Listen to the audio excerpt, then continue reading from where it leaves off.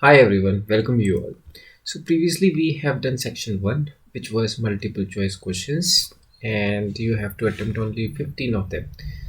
Today we are going to discuss questions from 22 onwards, and 22 and 23 belongs to section 1, section 2 actually, and are based on case study.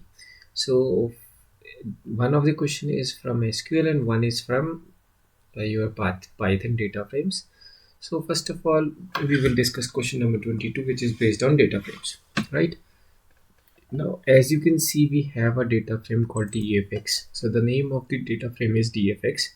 And now there are certain questions. Actually, we have 5 questions. Among 5, you have to attempt only 4. Um, let's see what these are. So write down the command that will give the following output. You have to very carefully analyze what the command will look like. So country is Bangladesh. So actually this country, first column, that is Bangladesh. Item type clothes. You can see item type we are getting clothes. Sales channel, that is offline. Order priority, that is C, and unit sold 128 and unit price 2173. So if you see, we are getting a Bangladesh, and if you check it out, we have a B and we have a B. Okay, so if you go through this, you may find that it is alphabetically the first value. Okay, and when we compare this for items, item type, that is also a cloth, that is also C, and you can see we have CLOTHES and cosmetics CO. So in the dictionary we have the lowest one, right? Online and offline, you can see it's offline, right? So it is again according to this dictionary at the top.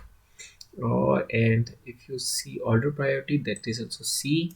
And if you talk about a unit sold, 120A 124, which is the minimum, you can say it is the first element. But if you see the next column, unit underscore price 81.73, and if you check it out, this is the smallest value in it.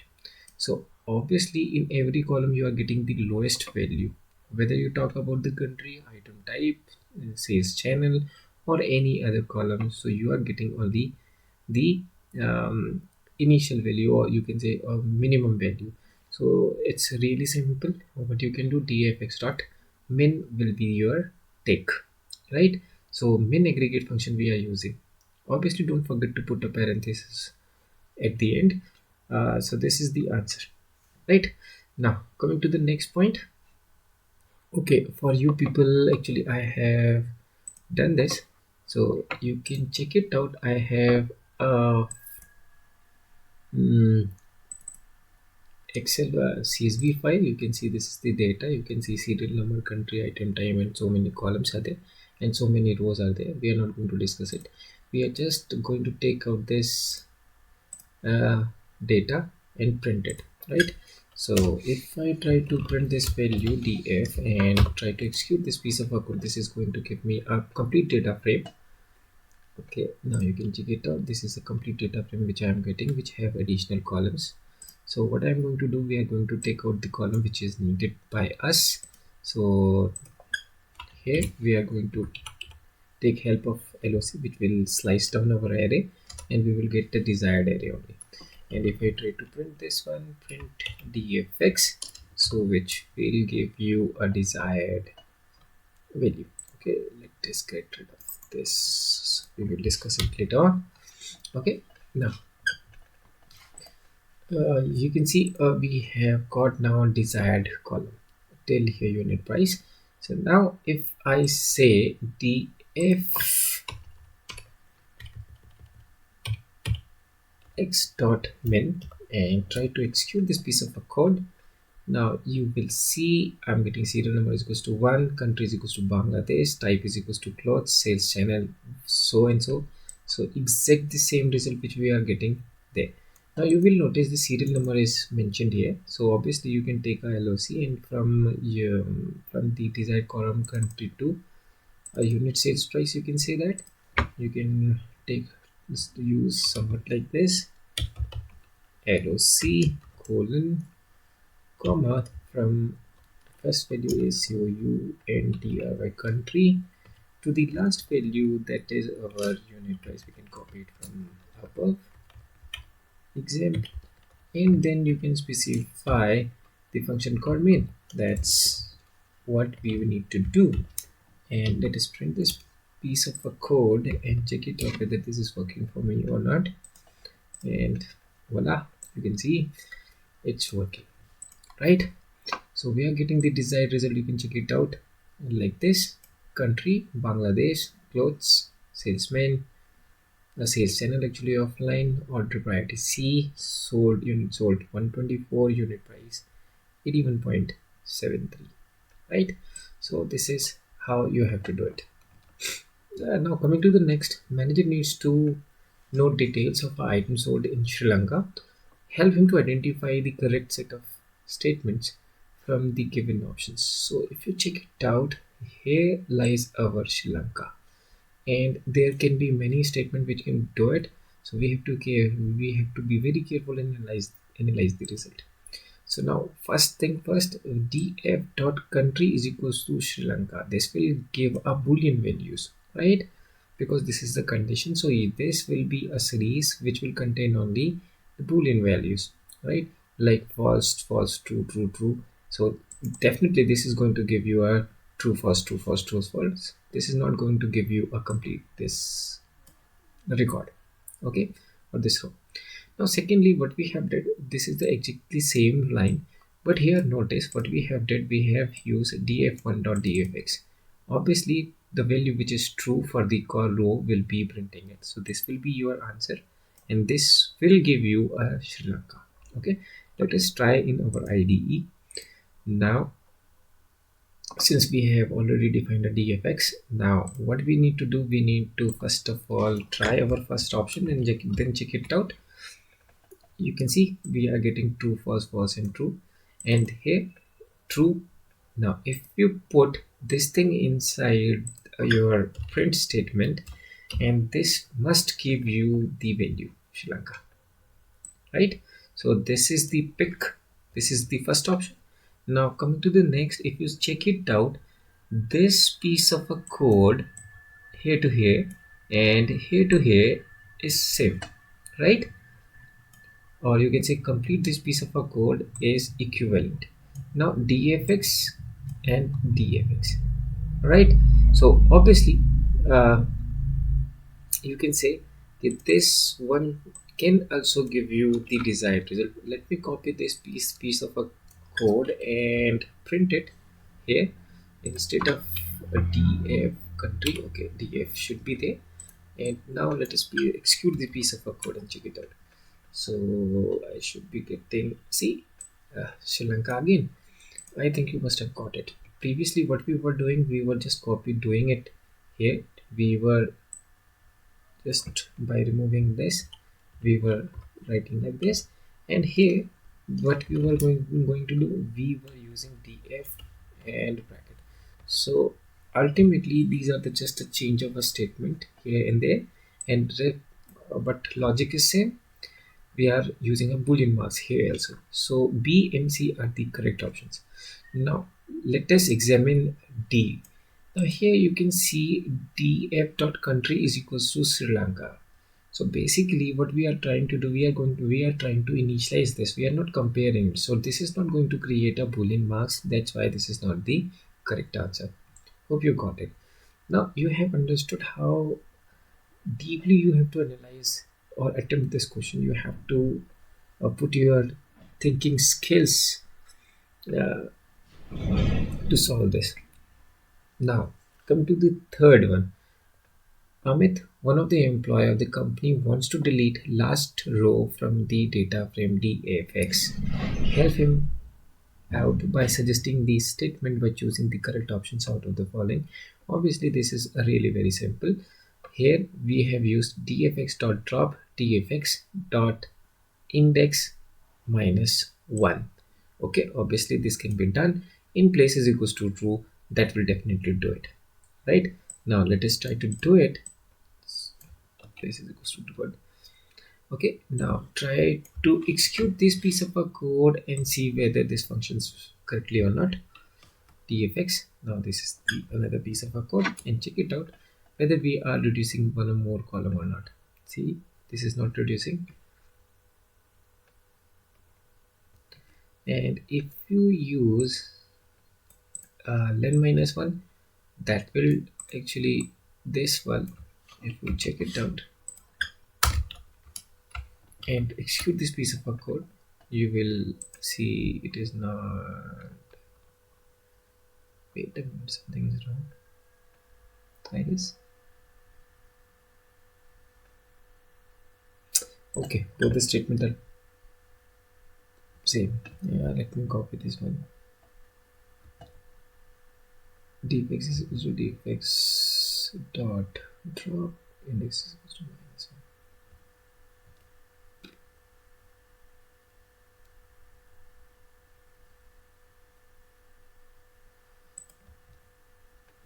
1. Okay, I think A and C are the correct answer. Wait a minute, let me see. Check it out. This one also. Okay, this one is not correct. So it should be index minus 1.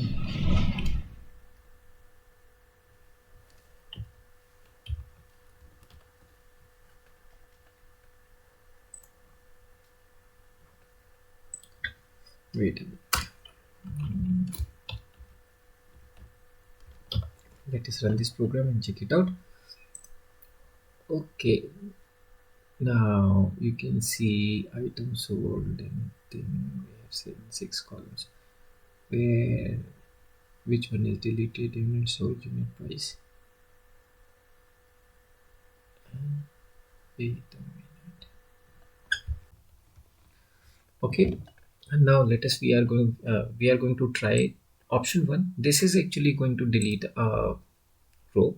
You can see I have already executed. Now first of all, we have it contains 7 rows, but after executing the line number 29, it has only 6 rows. Now what or how it does? So first of all, index minus 1, actually it gives you the last index value, and in place, that means here only in the data frame only it will reduce it.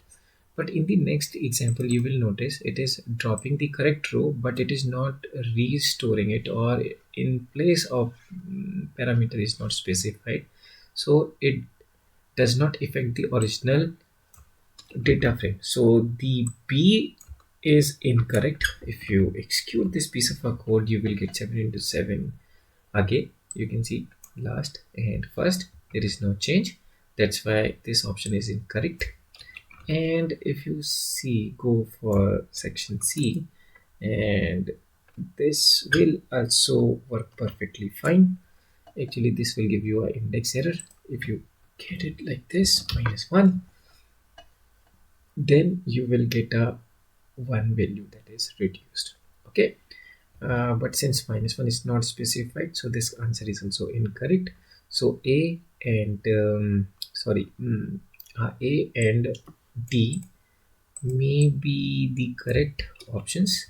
Here it is reinitialized. You do not need to specify in place, because you are reinitializing the result to dfx only, and this will result into deletion of the row.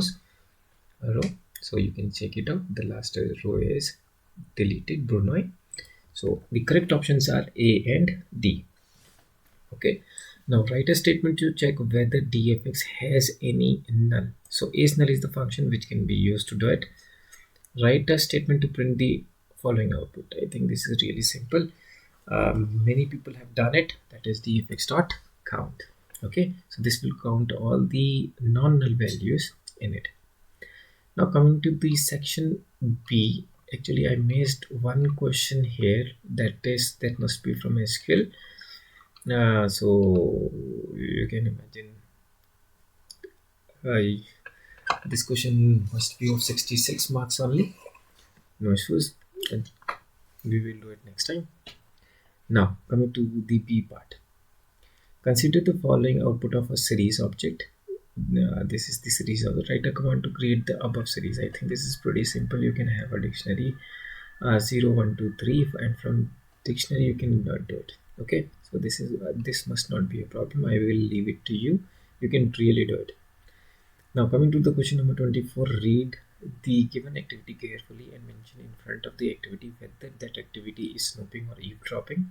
I think this must be very easy when a conversation is in between. That is called a eavesdropping.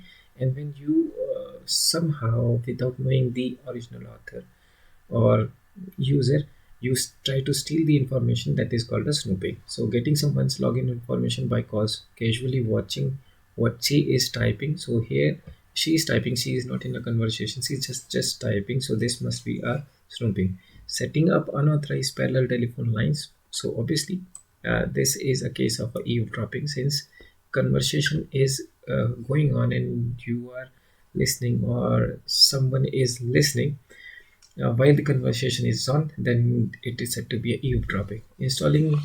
Installing some software hardware which captures the data while on its way. Obviously, this is also the simple case of eavesdropping. Reading the files of someone's computer in an unauthorized manner, that is snooping. Okay. What will be the output of the following MySQL commands? So select ceiling 3.46. So obviously ceiling, that means to the higher end. So seal, you can see ceiling is uh, at the above side, so it should be 4, and select seal 6.3 minus 6.46 to above, so that should be 6. Okay, minus 6 actually. State any two difference between unique and a primary key constraint. So unique and primary key constraint have a lot of differences. The and but there are some similarities, like they do not accept or duplicate values. But apart from this, they have differences also. For example, you we can have only one primary key in a table, but unique key can be multiple in a table. And secondly, unique key can contain a null value while primary key cannot contain a null value. Third, primary key can act as a foreign key, but unique key cannot act as a foreign key, right? So these are some of the main important differences. Now, what is the difference between where and having clause? Explain with the help of an example. When you need to filter a tuple without aggregate function, then you should use a where clause. And when you are using a group by, for example, you want all the stations where population is more than itna, or then you need to have having clause, which will work with the group by functions, grouping functions. Okay, so you have to try it, and this is really very important. The next is the Chalchitra theater has a computer network. The network is in one building, so obviously this is in one building, so that is a simple case of a LAN. Name one communication channel that can be used for fastest communication between workstation of the network. So obviously fastest communication channel is your optical fiber. Okay, now coming to the question number 28, what will be the output of the following queries on the basis of EMP table? Select average salary from employees. So average salary will be the total salary divided by 2. Null will not be counted. So when you are going to divide it by 2, that will give you the answer. You should not divide it by 3 since it contains a null value. Now select salary plus 100 from employee where employee ID is equals to A002. So the answer is null. It will not give you 100, since null plus anything or any mathematical operation result into null. So this will give you null. Okay, observe the following statement carefully and make the page. So select district from club where salary between itna, and so obviously you can clearly see this one and this one should be in group, and this one and this one should be in group. Okay, this is one of the most easy question in this question paper. Now coming to the question number 29, consider the following data frame itna, itna. Write command to print name, occupation and data for joining. Obviously this can be done right using a LOC method by simply putting a comma, right? Name, occupation and data for joining, like we have did in the PyCharm. To delete a column occupation from the data frame, obviously you can do it, right? So I think that is not a problem for you.